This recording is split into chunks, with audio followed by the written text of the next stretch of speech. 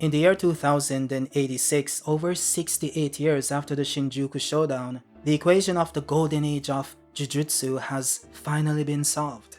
The deaths of Gojo Satoru, Maki Zenin, and Yuta Okkotsu have rendered the politics of the big three families a mere historical footnote. The sequel manga titled Modulo explores the remnants left after the equation is solved, and the numbers have cleared away. Yuji Itadori represents these remaining elements. I don't need meaning or a reason anymore.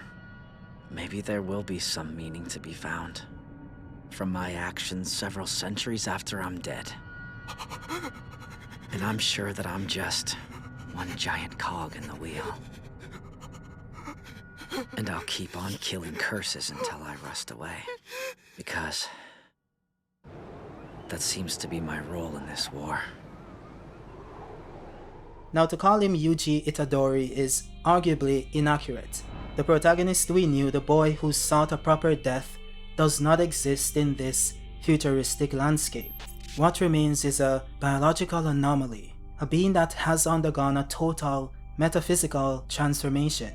He's not a sorcerer anymore. He's a sentient cursed object, a living paradox that functions as humanity's ultimate deterrent against a universe that has suddenly become much larger.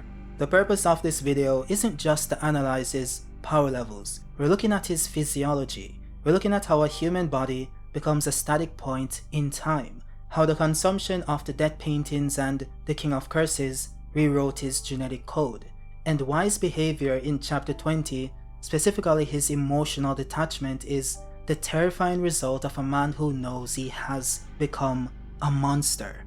We're going to deconstruct the post-human state of Yuji Itadori. The narrative of Modulo places us in a world that has moved on. The new protagonist, Yuka and Tsurugi Okkotsu, exist in a Japan where the threat is no longer just terrestrial spirits, but Simurians, a new alien race. If this were the standard shonen timeskip of 5 or 10 years, Yuji's youth would be unremarkable, but the gap is over 68 years. When we see Nobara Kuchisaki in this timeline, she's explicitly depicted as elderly. She has followed the natural laws of entropy. Her cells have aged and her body is shutting down. Compare this to Yuji Itadori, who appears exactly as he did in his late teens. This isn't a breathing technique. This isn't a cosmetic cursed technique. This is biological stasis. By anchoring Yuji against an elderly Nobara, the narrative confirms the first hypothesis. Yuji Itadori has exited the biological cycle of life and death. He's no longer an organism that processes time. He is an object that exists within it. Now, how does a human body achieve stasis? Well, the answer was planted in the original manga and has since bloomed in Modulo. In chapter 220, Shoko theorized that Yuji's body had become a cursed object itself. At the time, it seemed like a metaphor for its durability. But in Modulo, it is the literal medical diagnosis. Yuji didn't just contain sukuna. He was steeped in his cursed energy. He consumed the cursed womb death paintings. He was engineered by Kenjaku. This cocktail of special grade biological material didn't just sit in his stomach. It overwrote his humanity. With that said, what does it mean to be a cursed object biologically? Well, a cursed object like the prison realm or Sukuna's fingers is defined by its immutability. It cannot be destroyed by normal means, and crucially, it does not age. It is a crystallized form of existence. And because the cells of Yuji are now saturated with steeped cursed energy, they have taken on the properties of a cursed object. He does not age because cursed objects do not age. This creates a somewhat tragic existence for the character. We often think of immortality as a gift, but for Yuji, it is a mechanical function of his body.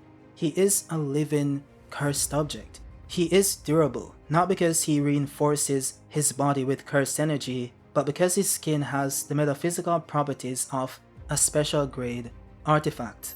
That explains why in Modulo, we see him tanking attacks from the Simurians without flinching. He isn't tough just for a human. He is structurally incompatible with damage the way a human is. This advantage is also what contributes to his enhanced version of RCT. In the original manga, RCT was a massive drain on stamina. Multiplying negative energy to create positive energy is inefficient. Fortunately for Yuji, this is less of a problem.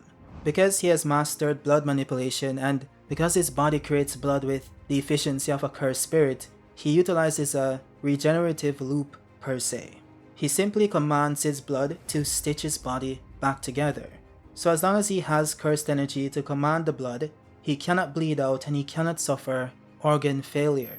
Now, one of the craziest revelations in chapter 20 is the normalization of a miracle.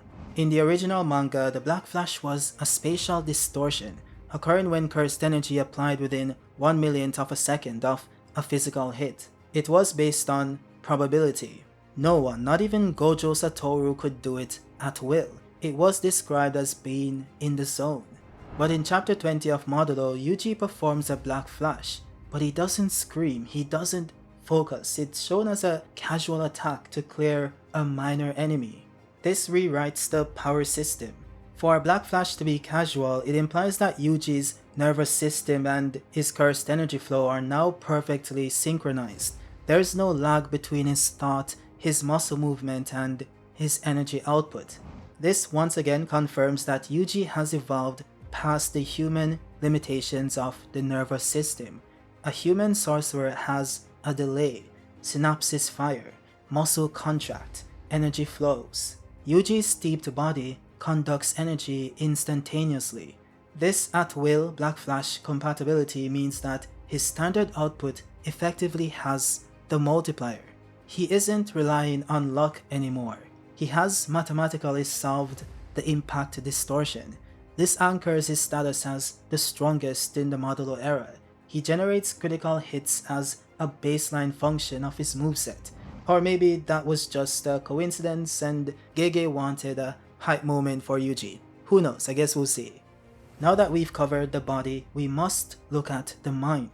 This is the most tragic aspect of his post-human state. As I mentioned before, the enemies in Modulo are Simurians. They of course are alien beings. They wield a power source called Rololuka, which is identical to cursed energy. They also have their own cursed spirits called Kalyans. In chapter 20, Yuji doesn't rush in to crush Dabura or save Yuka. In fact, he avoids the battle entirely. Now, he does later intervene, but only to subjugate low-level cursed spirits and to stop a fight between random Simurians and humans. But why? Is he afraid? Well, no, I don't think so. Yuji is likely the strongest being on the planet. He fears no one. The problem is that Yuji has adopted the role of the deterrent. In the past, Gojo was the deterrent, but he was active. He wanted to change the world. Yuji's deterrence is more so passive. He is the aloner. He lives as a hermit because his mere presence distorts the balance. If he does act, he resolves the conflict instantly.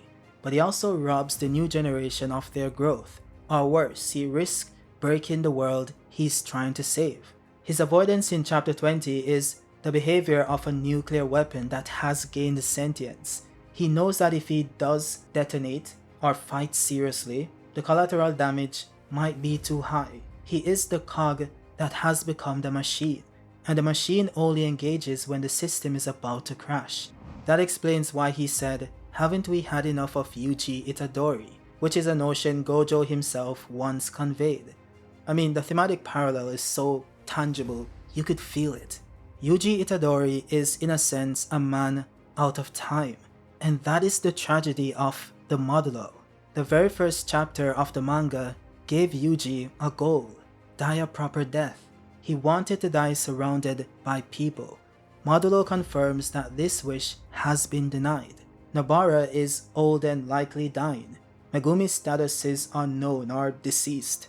Yuji is young. He will watch Yuka die. He will watch Tsurugi die. He will watch the entire next generation die. Because he is a living cursed object, he cannot have a proper death. Because objects do not die, they only wait. So Yuji's avoidant behavior is also a defense mechanism. He cannot afford to form deep connections with Yuka and Tsurugi because to him they're just mayflies. They burn bright and they die fast. He is in essence the stone in the river. This recontextualizes his cog mentality. He has accepted that he is a function, not a person. A person lives and dies. A cog spins forever. So to answer the question, is Yuji Itadori a human? Well, physically, he is a cursed object wrapped in the skin of a boy, fueled by a supernatural blood system and armored by the genetics of curses. Mentally, he is a bodhisattva, detached, infinitely patient, and sorrowful. Functionally, he is a weapon of mass destruction that refuses to fire until the very last second. Jujutsu Kaisen Modulo isn't a sequel about fighting aliens. It is a study of what happens when the hero survives the war but loses his humanity in the process. Yuji Itadori won. He survived Sukuna. He survived Kenjaku. But the price of that survival was to become the very thing he fought against. A monster that lives forever. With that said, that is it for the video. If you guys liked it, drop a like. If you're new, subscribe. And also, there should be 2 videos on screen. One is a deep dive on Maki, and the other one is a deep dive on the series in general. So if you guys enjoyed this video, you might enjoy those videos as well. But yeah, I will see you guys on the next one. Peace.